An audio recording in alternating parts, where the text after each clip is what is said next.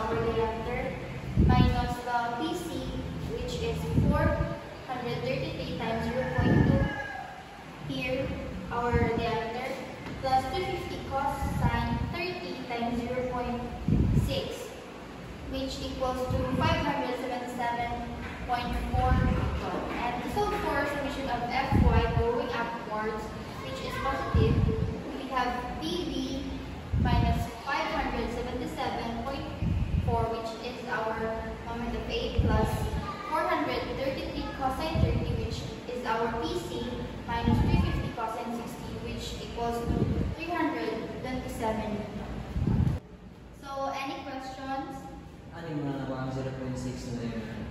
So, the 0.6 is from adding the two diameter of B, so 0.4 meter plus 0.2 meter.